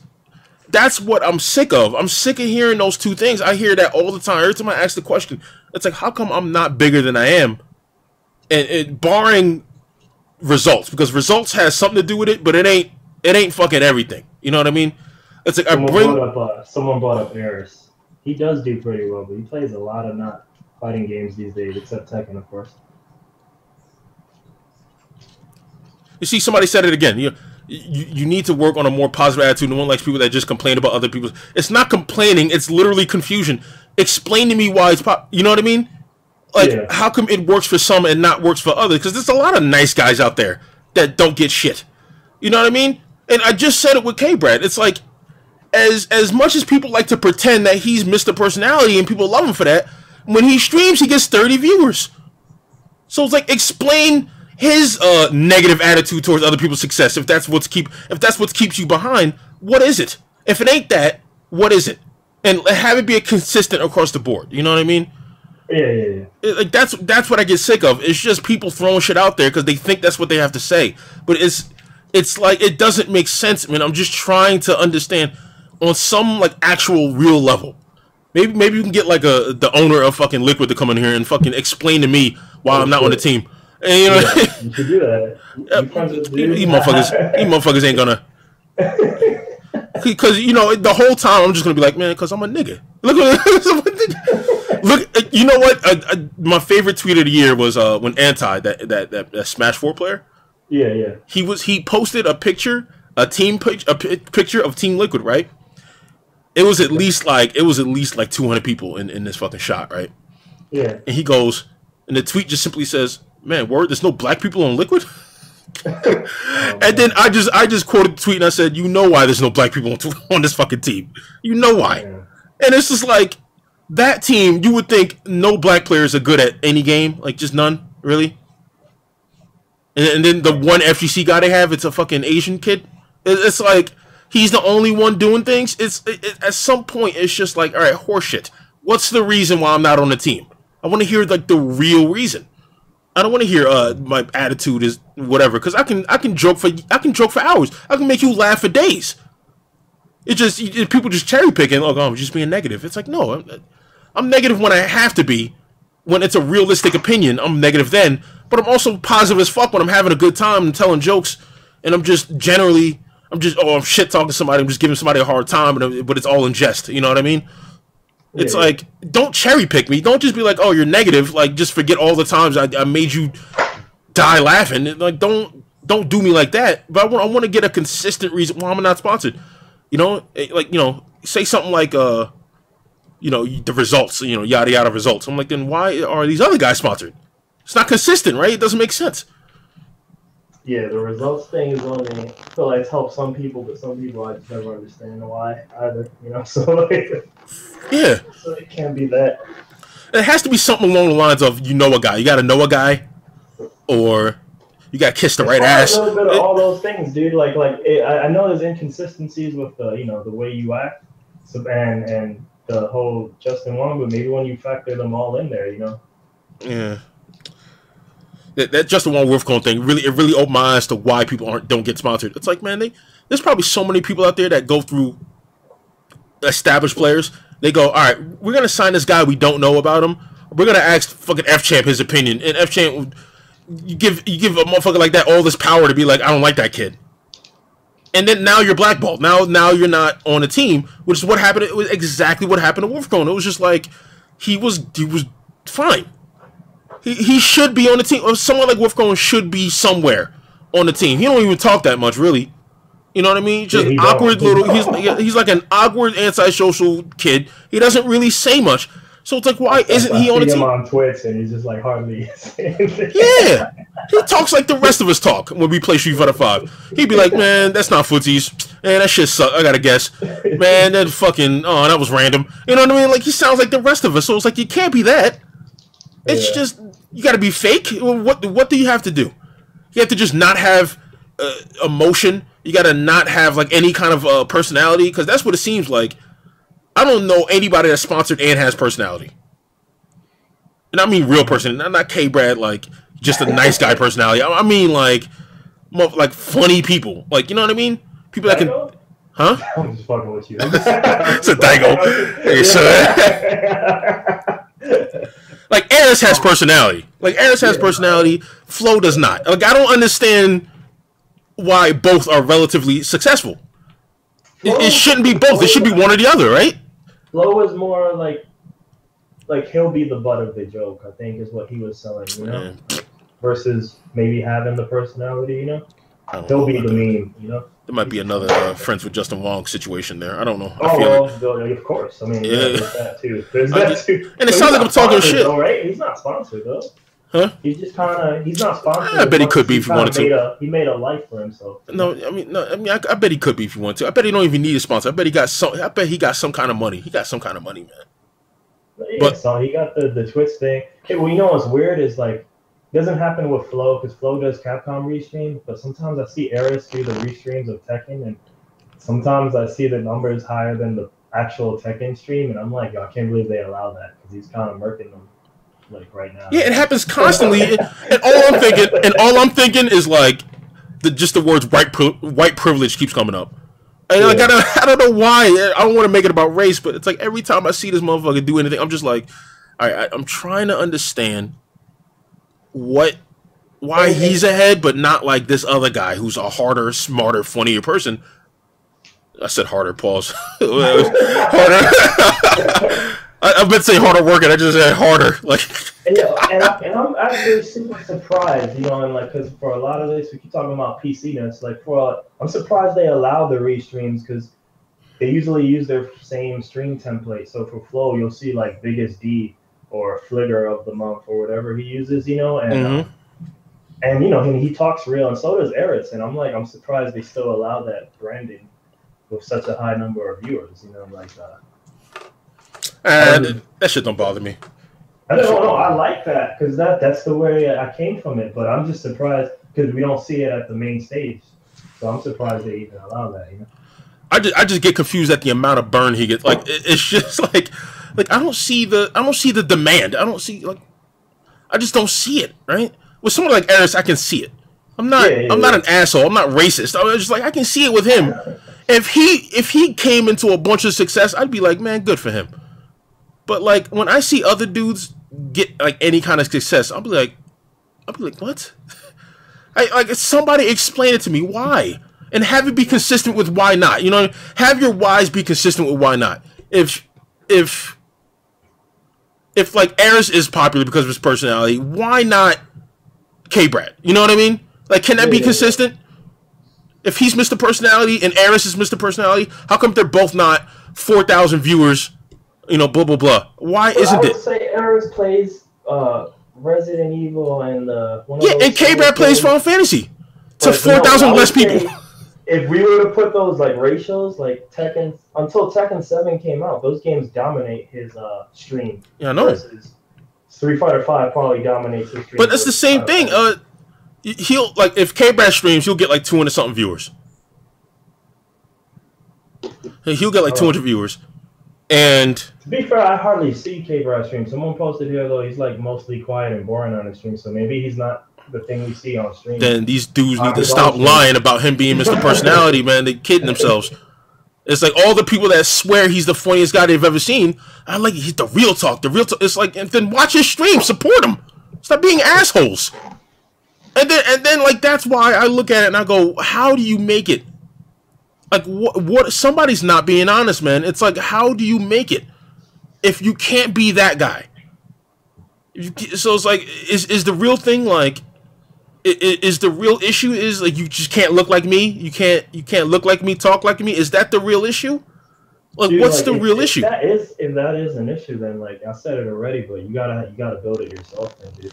Somebody needs to just out and say it, man. We're not sponsoring you because you're never gonna say it. You don't have tact. They'll never say it. Exactly. Fucking assholes. They'll never say it, and that's what I'm asking for. I'm asking for insight. Because if you don't give me insight, then I have to make up my own insight and just say shit like, you just don't sign me because I'm black. And I got to start saying shit like that because you're not giving me nothing to work with. So it's like somebody, my friend just said because you're black. We're on the same page. Yeah, but that's the shit I got to come up with, man. If you can't, if these people out here can't tell me why I'm not signed. And not something that's inconsistent, like, well, you're not marketable. It's like, man, Marn is signed. I don't give a shit about your marketable word. All right, Marn is signed. I can be signed. Right? This is someone I was thinking too. Someone mentioned I'm still the daddy for personality. Yeah, okay, I can see that. That motherfucker is just like him just speaking a regular sentence is hilarious because you don't know what he's saying. It's just like it's just fucking hilarious. It's just. I can see why somebody watches this stream and goes, man, that's funny as hell. Like, I can see it. I'm not an asshole. I can see why certain people...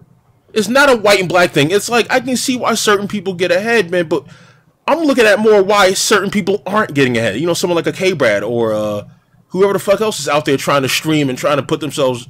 trying to get burned and clout and shit. Some of these things, see, I think... They almost have to be viewed differently, though. Like, because if we're talking about sponsorships, that's one thing. But then you mentioned K-Brad getting ahead. I think we're just talking about his streams, right? Yeah. That's that getting success on Twitch and getting a sponsorship, I think, are two different things. Like, I mean, it's hand in hand. Because if you find success in one, you're gonna have success in the other.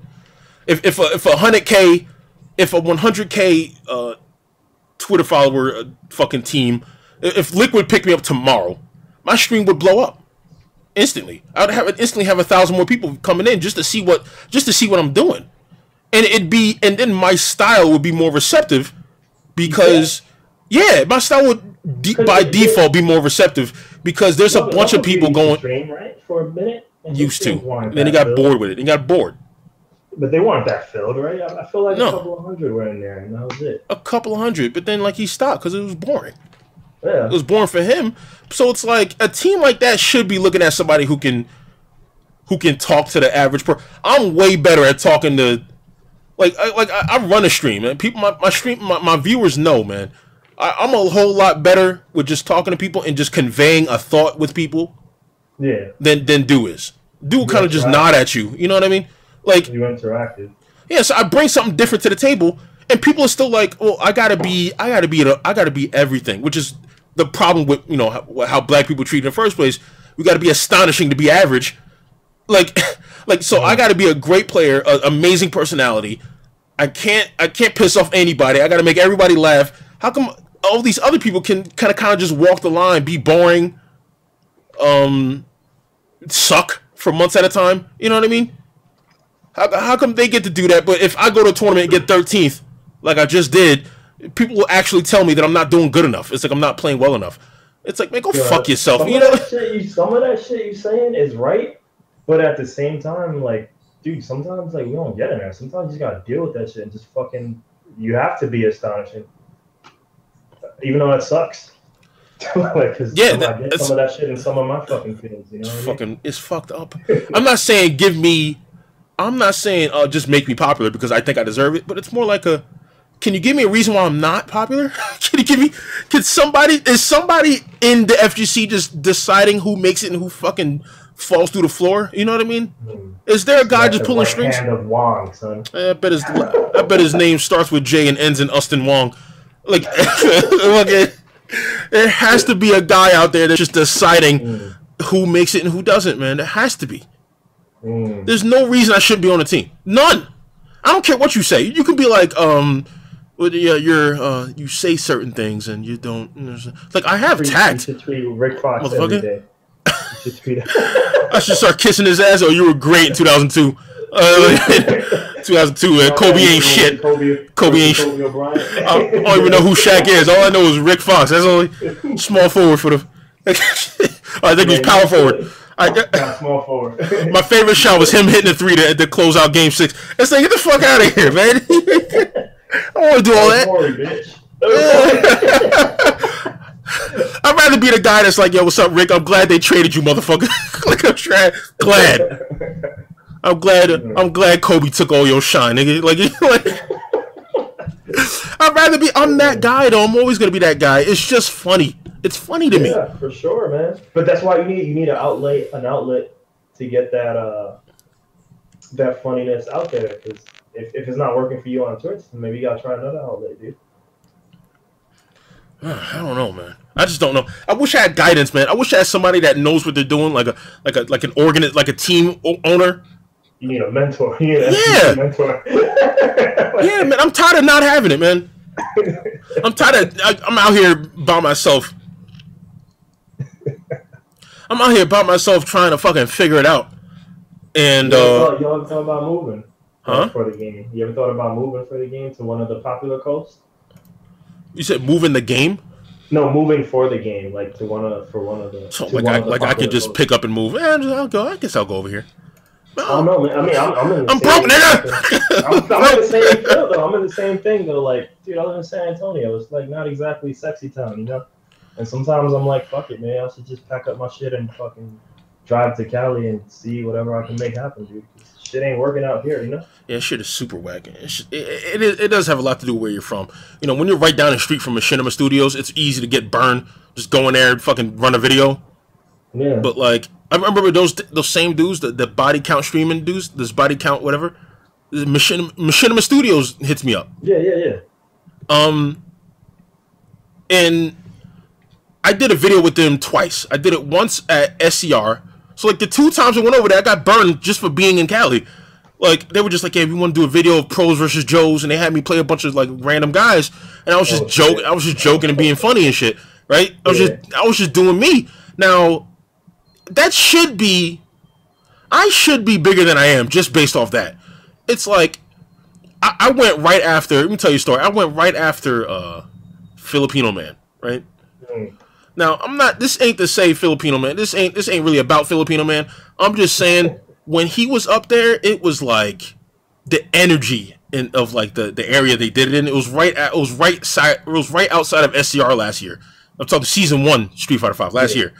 Yeah. 2016. So he went up there. He played like 4 guys, and like there was no interaction between the 2 guys. Like he wasn't making jokes. He wasn't even like being like talking shit. He was just like busting their ass and then being like, cause like they were playing on like a 32-inch TV or something. So you know that some bitch was laggy, right? So he was just like he would just beat their ass and just be like, good games. Like he was like really sitting there like a motherfucking, like he was just playing casuals, and then like the other guy was like, the other dudes were being casual, right? So they just having fun and just pressing buttons and being like, oh, you fucked me up, you know? They just being cool about it. And then he's just like, and then Filipino Man's just like, yeah, good games. Yeah, it's kind of laggy. So what you want to do is you want to do that combo into that setup. And I'm like, nigga, they don't know what you're saying, man. Just tell them to eat a dick or something. Just do something. But it's not just. I mean, while I say it's not about Filipino Man, it is about him representing what the average top player is, which is just like a person that just, they don't have charisma like that. They don't know how to talk to people. They don't know how to freaking say things and convey any kind of personality without it looking or feeling forced. You know what I mean? Feeling like contrived or whatever. So it's like, so I went up after him, and I think the video's floating around on YouTube somewhere. I can't really find it. This is the first time I interacted with Machinima Studios, right? That's when, you know, I played a couple of Joes. I was like talking a little bit of shit. I'm like, man, you might do better than the last guy. I fucked him up. You know what I mean? Like I was like talking shit to these guys, and like just being a general, like just good dude. I wasn't trying to be Mr. Top Player. I was just being I was just being a homeboy. You know what I mean? Because I knew what gear I had to be in. I wasn't gonna be sitting there like Filipino Man had the game face on. He was actually busting their ass, man. I'm like, yo, dude, they don't know how to. And they can doing setups. I'm like, dial it back, dude. Dial it back. Lose on purpose if you got it. Just dial it back a little bit. But it's like I have awareness. I know what I'm doing on that level. I'm not saying I'm fucking Conan O'Brien, but you know, I can work a crowd a little bit. I can fucking say certain things and just be a normal dude. But yeah, you just want the chance. But yeah, I got that one chance, and it was because I was in Cali for a weekend, and the only other time I got a chance like that was from being in Cali for another weekend. Not even a weekend, a day. I went to King of the Hill this year. Remember the ESL did those King of the Hill joints? Oh yeah. Yeah, I went to one of those, and they started running out of names. They ran out all the perennial names that they usually call. You know, if there's an inviting thing, they say they call K-Brad, and then they call Justin Wong, and they call all the usual fucking faces you're tired of seeing. And then once they ran out of names, then they started calling interesting people. They started calling like Cool Kid and shit, or me, or fucking Shine or somebody. You know what I mean? Yeah. They started calling people that you actually might want to fucking see play this damn game, and not Justin Wong versus Chris G for the 900th time. It's just so it's like, so I went in there. Be a good show, real quick. I went to you and Chris G need to do a podcast like yeah. I don't know, man. I don't know. That shit would be hilarious. I'd be challenging half the shit he says. I'd be like, why'd you say that? That's why it'd be great. That's what I mean. It would be conflict. It would just be conflict and awkwardness. Because he doesn't like a lot of things going on too. You know, that's why. So it'd just be like a lot of complaining from both sides. Yeah, that would be kind of funny.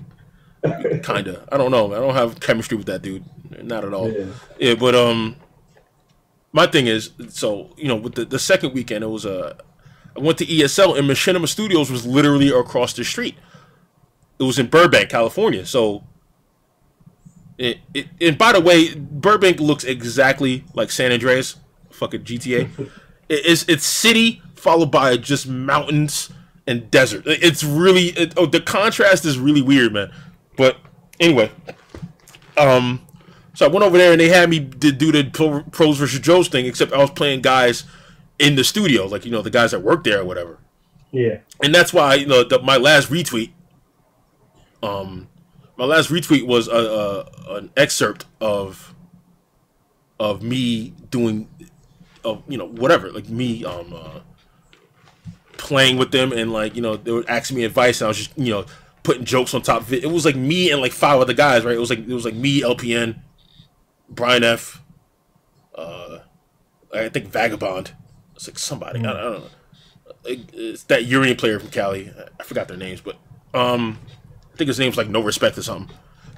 So yeah, I went over there and then I did that. So that was my other opportunity, and they put it on like YouTube or whatever. It didn't get the views that I thought it was gonna get. I'm thinking 100,000. They said that's when my first video did. It was like the first video got like 100,000 views, and I'm like, 100,000 people saw me. I'm like, no, that I would have seen something from that by now. I'd have 1,000 more followers on Twitter or 200 viewers extra on Twitch. There'd be something to show for it. So I know they were lying about that, but whatever, you know. But just getting that opportunity, just rubbing shoulders with those guys is what I need. And it's funny enough, I only got those opportunities by going to Cali for like a day and a half a piece. Yeah, and sometimes you just gotta be there. That's the only reason I even want to be there, because I stayed that's there where the like, industry is. 2 weeks. Yeah, last year. Yeah, because I figured if I stay there long enough, my day job will become something in the scene. Like, cause, you know, it doesn't have to be games. It can be anything, music, movies, whatever the fuck. But all of that shit is there. But yeah, it probably will suck in the beginning because, you know, shit is expensive and all that stuff. Yeah, it'll suck in the beginning, the middle, maybe a bit of the end. At the same time, then you could go to every Wednesday night fights and they just give out sponsorships there, right? Like we talked about. Yeah, right. Have one good fucking day on a Wednesday, fucking Thursday morning. Let's see, Thursday morning, and fucking TSM might hit you up. Hey, you wanna? Might have to bleach my skin white, but other than that, yeah, I think I'll make it. You gonna do the Vibes Cartel? I don't know if you know. Yeah, I'm gonna bleach my skin, start doing a moonwalk. It's gonna be great. Start touching kids. It's fucking amazing. Oh, man. Just go complete white guy and just fucking you know, just make it. I don't know, man. It's just people try to call me out like, oh, you know, you're just salty. That's why I was like, yeah, I'm salty. You're next. What's your next hot take, idiot? It's like, of course I'm salty. I'm trying to figure out why. I'm trying to point my anger in the right direction. I don't want to just be mad about some imaginary racism. But Jesus Christ, give me something to work with here. You know? Yeah. Oh man, you just gotta keep keeping on, man. Don't really got good answers. I don't really got good answers, dude. I was just about to call you out for that shit. Like, you really just said nothing. I suck too, man. I mean, ain't like my podcast. Yeah, you try to figure out. Yeah, you try to figure out the same way. Yeah. You got the podcast, like nothing's really happening with it. It's just like, yeah, exactly. I just like fucking doing it. I mean, like, I'm starting to progressively get more people that matter. You know, like, you know, I'm telling you, matter. We should get tomorrow. You know who I'm getting tomorrow? You're not gonna know the person, but I'm getting a fucking House of Representatives. I'm getting a fucking member of government. Like, they should not even be showing up on my podcast. But wait, who? Who knows? I'm getting like a person from the Texas House of Representatives tomorrow. Like a senator or some shit? Nah, like a he's a rep. He's not a senator though. Because I think there's only 50 senators. Oh, you gonna talk about politics or the legislation? No, it's gonna be like real. I don't know. I don't got that mind, but it'll be like more normal because this has been a lot more Street Fighter talk. That happens with people I know sometimes, where we just bullshit. Yeah. Like, instead of being like a normal. See, I need to do the podcast with you. If you should invite FGC dudes, and I'll be on there too. Fucking just ask a motherfucker like that immediately. Just set the tone. Like, hey, you like titty bars? Tell me about the titty bars you like. Like, just immediately, try to pull a real human being out of these guys. That's the way you run a podcast. I'm not telling you how to do your job, but like, I think like that's what I like to. That's what I do with my fucking shit. Why you should. Well, that's what you should. But you should somehow take. I don't know if you want to just use the audio from your streams, but you should be literally podcasting something. Yeah, I always say that, man. My stream is like half Street Fighter, half podcast. Like, I really don't even want to play Street Fighter that damn much. But you know what I do? It's like I'll play Street Fighter, and then like I have right now 45 subscribers. Yeah. So like right now, I'll be like, you know what, you know, I do this thing with my subs where like if you sub to me, I'll play you in the first to 5.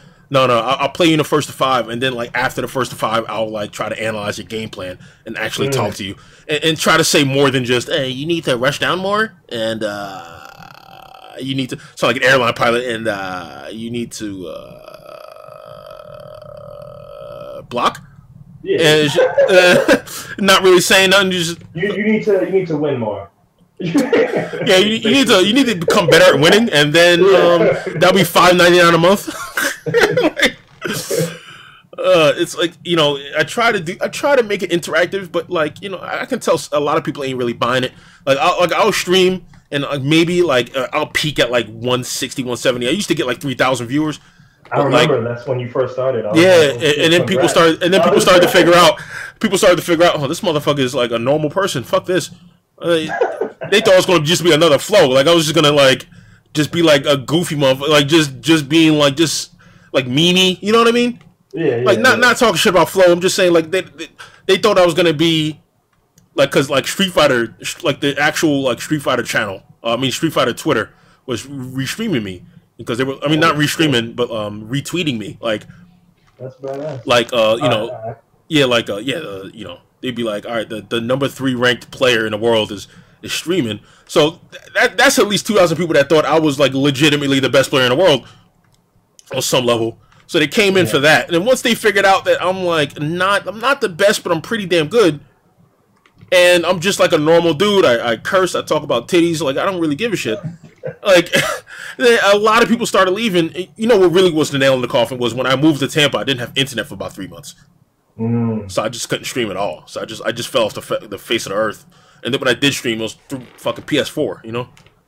Like I streamed like once a week because I really didn't like streaming on PS4. The shit's annoying. So then I finally got a computer this year, and I've been trying to. I streamed at least like 150 times this year. You know what I mean? At least some type of work, at least. Yeah, just off the computer. I barely stream, and it's usually like a random IRL stream now. Just trying to. Usually, if I'm at a party or something, because some bullshit might happen. Yeah, you don't want that.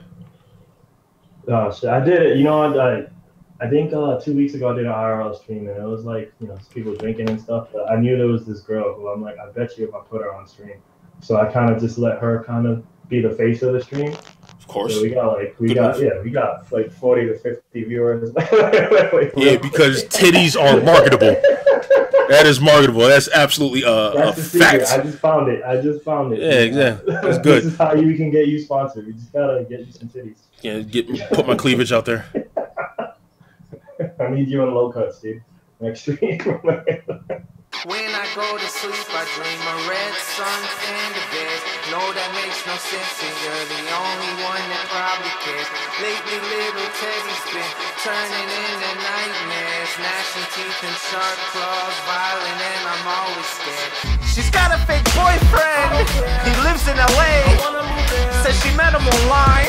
I mean, what else can I say? Said he'll visit next May, but that's hard to believe, cause he works at a cafe, and playing tickets ain't free. Says he's in school, he's doing big things. He'll be the best welder this world's ever seen. God, I sound like an asshole. I don't mean to be mean. It's just when we talked, you had bigger dreams. I drag my feet and did you wrong. No one on this earth deserves to wait upon my love this long. I never told you sorry, so I gotta put it in the song. My nightmares, they haunt me. I drag my feet and did you wrong. No one on this earth deserves to wait upon my love this long. I never told you sorry, so I gotta put it in the song. My nightmares, they haunt me. When I go to sleep, I dream of red sun and the bears. I know that makes no sense, and you're the only one that probably cares. Lately, little Teddy's been turning into nightmares, gnashing teeth and sharp claws, violent, and I'm always scared. She's got a fake boyfriend. He plays in a band. Parents say he's too old. They just don't understand. To get married's the plan, but she wants a ring.